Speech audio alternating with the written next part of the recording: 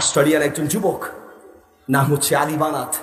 এখনো ইংরেজিতে সার্চ দেন, নেটে পেয়ে যাবেন ALI আলী BANAT বানাত। সেই আলী বানাত অস্ট্রেলিয়ান ধনীদের মধ্যে একজন। আল্লাহু আকবার। এক একটা ব্রেসলেট ব্যবহার করত, যার দাম ছিল বাংলাদেশি প্রায় 5 লক্ষ টাকা। এক এক জোড়া স্যান্ডেল ব্যবহার করত, যার দাম ছিল 45,000 টাকা। এক এক জোড়া জুতা ব্যবহার করত, যার দাম ছিল বাংলাদেশি প্রায় 95,000 থেকে 1 লক্ষ টাকা। একটা ফেরারি গাড়ি ব্যবহার করত, যার দাম হচ্ছে বাংলাদেশি প্রায় 5 কোটি টাকা। এই আলী বানাত একদিন চা খাচ্ছে, চা হঠাৎ করে জিহ্বায় ফোসকা উঠলো। এরপরে ডাক্তার দেখায়, ওষুধ খায় ভালো হয় না। ডাক্তার দেখায়, ওষুধ খায় ভালো হয় না। ডাক্তাররা পরীক্ষা নিরীক্ষা করে বলছে আপনার ক্যান্সার হয়েছে। ক্যান্সারের 4টে stage, first, second, third, fourth, চতুর্থ স্টেজ, জীবনের শেষ স্টেজ। আপনার অবস্থা খুব খারাপ, আল্লাহকে ডাকুন, আল্লাহ যদি বাঁচায় বাঁচবেন, আমাদের কোনো চিকিৎসা নেই। বলছে কি বলেন? কোটি কোটি টাকার ব্যাংক ব্যালেন্স আর অর্থ সম্পদ আছে, সব বিক্রি করেন, এরপরে আমার চিকিৎসার ব্যবস্থা করেন। ডাক্তাররা বলছে সারা পৃথিবী বিক্রি করে দেওয়া যাবে, কিন্তু ক্যান্সারের এই রোগের চিকিৎসা আবিষ্কার হয় নাই। তিনি চিন্তা করলেন, যেই টাকা আমাকে দুনিয়ায় বাঁচাইতে পারে নাই, আমার বিশ্বাস এই টাকা আমাকে আখেরাতে বাঁচাবে। সমস্ত অর্থ আর সম্পদ যা ছিল সবগুলো মসজিদ, মাদ্রাসা আর আল্লাহর রাস্তায় দান করে দিয়েছেন। তিনি বলছেন যে ক্যান্সারটা আমার জন্য আল্লাহর পক্ষ থেকে একটা উপহার, একটা গিফট, একটা উপহার। এই ক্যান্সার দিয়ে আল্লাহ আমাকে আল্লাহকে চিনিয়েছেন, আমাকে আখেরাত মুখী করেছেন, সব অর্থ সম্পদ আল্লাহ রাস্তায় দান করে দিয়েছেন। ফলে কি হয়েছে? ডাক্তাররা বলেছে 2-3 মাসের বেশি বাঁচবেন না। নবী সাল্লাল্লাহু আলাইহি ওয়াসাল্লাম বলেছেন দান করলে হায়াত বাড়ে, 2-3 মাসের বেশি বাঁচবে না, ডাক্তাররা গ্যারান্টি দিয়েছে। আল্লাহ সুবহানাহু ওয়া তাআলা সেই আলী বানাতকে তার হায়াত বাড়িয়ে পাক্কা 3টি বছর বাঁচিয়ে রেখেছেন। এখন পর্যন্ত ইন্টারনেটে তার বক্তব্য আছে, ইউটিউবে সার্চ দেন, ইন্টারনেটে সার্চ দেন।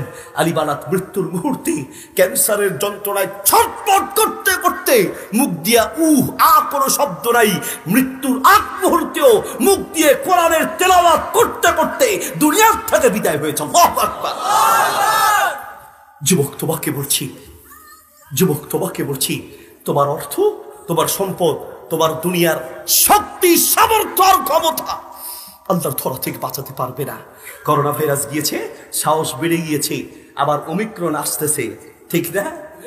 ওমিক্রন আসছে, মিয়া সাহেব।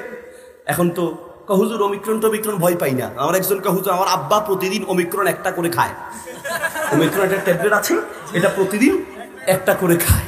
হ্যাঁ হুজুর, এগুলো নিয়ে কোনো টেনশন নয়। সাহেব ঠিক আছে, ভালো, যদি তুমি পূর্ণ ইমানদার হও তাহলে তোমার কোনো টেনশন নাই। যারা পূর্ণ ইমানদার তারা মৃত্যুকে ভয় পায় না, বরং মৃত্যুটাকে তারা গিফট আর উপহার মনে করে। বেলাল রাদিয়াল্লাহু তাআলা আনহু দুনিয়া থেকে বিদায় হয়ে যাবেন, পাশে বসে স্ত্রী কাঁদছেন। স্ত্রীর কান্না দেখে বলছে, লিমা তাবকিনা, কেন কাঁদছো, কি হয়েছে?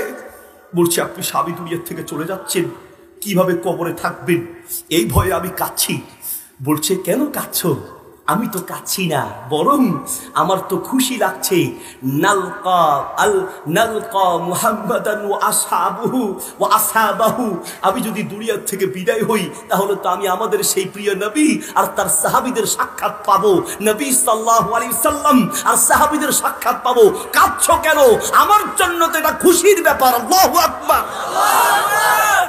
আপনি সাহস করে বলতে পারবেন, হুজুর মৃত্যুটা আমার জন্য গিফট, আমার জন্য উপহার, পড়তে পারবেন না। হাসান আল বসরি রাহিমাহুল্লাহর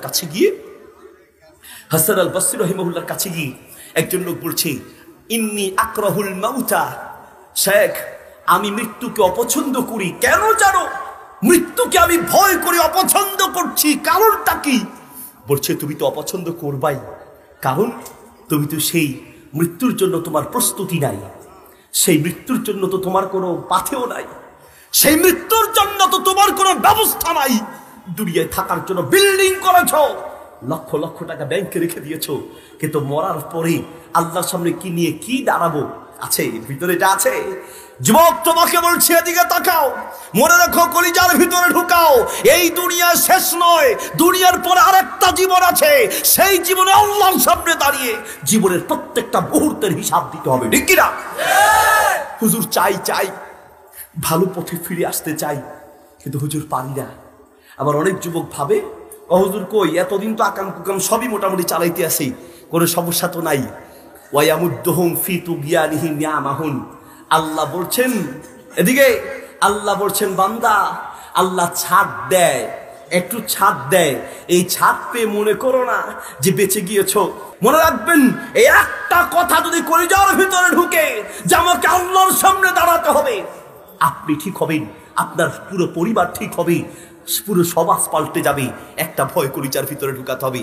দুঃখের সাথে বলতে হয়, আপনাদেরকে কি বলবো, এই আমরা আমাদের কথা বলছি, আমাদের এই বক্তাদের ভিতরেই তো আল্লাহর সেই ভয় নাই। যদি থাকতো মাইকের সামনে কথা বলতে বহু হিসাব করে বলা লাগতো। দুঃখের সাথে বলতে হয়, আমি মনে মনে বলি আমাদের এই সমস্ত ভ্রান্ত বক্তা এরা কি সূরা হাক্কার সেই 44 নম্বর আয়াতটা পড়ে না? আল্লাহ সুবহানাহু ওয়া তাআলা বলছেন, ওয়ালাউ তাকাওয়ালা আলাইনা বা'দাল আকাবিল। হে নবী, আপনি যদি আল্লাহর নামে বানিয়ে কোনো কথা বলেন, লাআখাযনা মিনহু বিল ইয়ামিন, আমি আপনার ডান হাতটা ধরে লাকাতানা মিনহুল ওয়াকওয়াত, লাকাতানা, আমি আপনার কণ্ঠনালীকে কেটে ফেলে দিতাম। আল্লাহ বলছেন, নবী, ইসলামের নামে বানিয়ে কোনো কথা যদি আপনি বলেন, আমি আপনার কণ্ঠনালীকে কেটে ফেলবো। যেখানে আল্লাহ তার নবীকে ধমক দেয়, সেখানে আমাদের অবস্থা কি হবে, ঠিক কিনা? নবী সাল্লাল্লাহু আলাইহি ওয়াসাল্লামের সেই হাদিস কি হুজুর আপনি পড়েন না?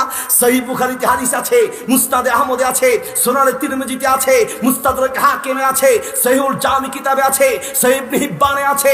কত হাদিসের কিতাবের ভিতরে একটা হাদিস আছে অসংখ্য রাবি থেকে, যে হাদিসটি বর্ণিত, মান কাযাবা আলাইয়া মুতাআম্মিদান, মান কাযাবা আলাইয়া মুতাআম্মিদান ফালিয়াতাবাওয়া মাকআদাহু মিনান নার। যে ব্যক্তি নবীর নামে একটা কথা বানিয়ে বলে ইচ্ছাকৃত, ওই ব্যক্তি যেন জাহান্নামে তার অবস্থান ঠিক করে নেয়। নবীর নামে মিথ্যা বললে, আল্লাহর নামে মিথ্যা বললে, ইসলামের নামে মিথ্যা বানোয়াট কিছু বললে জাহান্নাম ছাড়া কোনো উপায় নাই, ঠিক কিনা? হুজুর আমি আপনাকে নিয়ে বড় টেনশনে আছি। আপনি মানুষকে সঠিক পথের দাওয়াত দিবেন। দুঃখের সাথে বলতে হয়, সমাজের রন্ধ্রে রন্ধ্রে বিদআত আর শিরিক জীবিত করে রেখেছে। বিদআত আর শিরিক গুলো সমাজের রন্ধ্রে রন্ধ্রে ঢুকিয়ে দিয়েছে। আপনার মতো সাধারণ মানুষ নয়, আমার মতো এইরকম বহু বক্তা, বহু হুজুর নামের কলঙ্ক আছে, যারা সমাজের রন্ধ্রে রন্ধ্রে শিরিক আর বিদআত গুলোকে বাঁচিয়ে রাখছে, ঠিক কিনা? সম্মানিত উপস্থিতি, তাবিজের ব্যবসা কোনো সাধারণ মানুষ করে না। তাবিজের ব্যবসা যারা করে আমাদের মতো হুজুররাই করে। ব্যবসা করো তো করো মিয়া সাহেব, দুনিয়ার বাদাম বেচো তাও ভালো আছে, কাঁচা বাদাম বেচো আর ভাজা বাদাম বেচো, না হয় রিক্সা চালাও, না হয় প্রয়োজনে চকলেট বিক্রি করে খাও।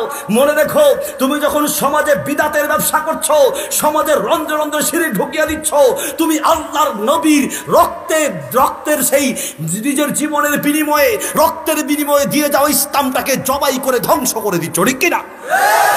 তোমাকে বলছি মিয়া সাহেব, সমাজের রন্ধ্রে রন্ধ্রে আপনারা হুজুর বলছে। আমাদের ইসলাম হচ্ছে কি? হুজুরে বলছে, বাপ দাদায় করে আসছে। হ্যাঁ, পীর সাহেব হুজুরে বলেছে। তোমার পীর সাহেব কি কোরআন হাদিসের বাহিরে? তোমার পীর সাহেব তোমার বাপ দাদা নয়। কোরআন সুন্নাহর বাহিরে সারা পৃথিবীর হুজুরও যদি বলে, আর আল্লাহ তার রসুল একটা বলেছেন, তার বিপরীতে যদি হুজুর বলে, ওই হুজুরের কথা নয়, আল্লাহ তার রসুলের কথা মানতে হবে। মানতে পারলে আপনি পূর্ণ মুসলমান, ঠিক কিনা? আপনার ইমানটাকে কিভাবে ধ্বংস করছে আপনি বুঝতে পারছেন? সহিহ মুসলিমে হাদিস আছে, আপনি বিরোধিতা করবেন কি দিয়ে? নবী সাল্লাল্লাহু আলাইহি ওয়াসাল্লাম বলেছেন, মান আতা আররাফান, যে ব্যক্তি কোনো গণকের কাছে যায়, গণক মানে যেই হুজুর বলছে যে আমি রাতে জিন হাজিরা মিলায়া আপনাকে বলে দিব, আপনি হাদিয়া দিয়ে চলে আসলেন, হুজুর আমি ব্যবসা করতে চাই, বিদেশে যেতে চাই, আপনি একটু হাজিরা মিলায়া দেখেন আমি ব্যবসা করা ঠিক হবে কিনা, আমি বিদেশে যাওয়া ঠিক হবে কিনা। আল্লাহর নবী বলছেন, মান আতা আররাফান, কথা আমার নয়, আল্লাহর নবী বলেছেন। হাদিস তো সহিহ মুসলিমে আছে, বিরোধিতা করবেন কি দিয়ে? হাদিস তো মিশকাতে আছে, বিরোধিতা করবেন কি দিয়ে? হাদিস তো সহিহুল জামি কিতাবে আছে, বিরোধিতা করবেন কি দিয়ে? আল্লাহর নবী বলছেন, যে ব্যক্তি কোন গণকের কাছে যায়, ফাসালাহু আন শাইইন, এবং সেই গণককে ভবিষ্যতের কোনো কিছু জিজ্ঞেস করে, এবং ফাসাদ্দাকাহু বিমা ইয়াকুল, আর সে যা বলে তা বিশ্বাস করে, ফাকাদ কাফারা বিমা উনজিলা আলা মুহাম্মাদিন, সে মূলত ইসলামকে অস্বীকার করেছে, সে মূলত আল্লাহর দ্বীনকে অস্বীকার করেছে, ঠিক কি না? লাম তুকবাল্লাহু সালাতু 40 লাইলাতান, সহিহ মুসলিমের রাওয়ায়াতে এসেছে, আল্লাহর নবী বলেছেন 40 দিন পর্যন্ত পর্যন্ত তার তওবা না করলে ইবাদত কবুল হবে না। আপনার ঈমানটা আপনি কিভাবে ধ্বংস করছেন হুজুর? টাকা 200 রাখেন, 500 রাখেন, 1000 টাকা রাখেন হুজুর, এবার একটু হাজিরা মিলিয়ে দেখেন আমার ভবিষ্যৎ কেমনে যাবে। আবার কেউ কেউ বিভিন্ন জাদুকর আর খুনারের কাছে যায়, হুজুর আমার হাতটা দেখেন আমি কোন রাশি। আমাদের যুবকরা যেই যুবক মেয়েদের সাথে বেশি সম্পর্ক, কয় তোর কন্যা রাশি, আবার অমুকের বলছে মেষ রাশি, অমুকের এই রাশি। আল্লাহর কসম দিয়ে বলছি ইসলাম রাশিকে বিশ্বাস করে না।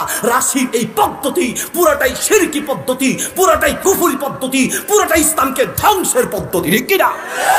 কি করে জানবে হুজুর আপনার ভবিষ্যৎ? কি করে জানবে? কথা তো আমার নয়, বিরোধিতা করবেন কি দিয়ে?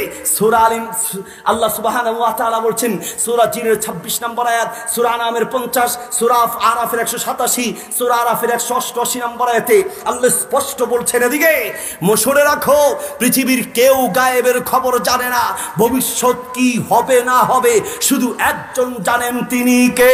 আল্লাহ। আরো জোরে আল্লাহ। হুজুর আপনি কয়টা টাকার জন্য এই লোকটার ঈমানটাকে আপনি ধ্বংস করে দিচ্ছেন?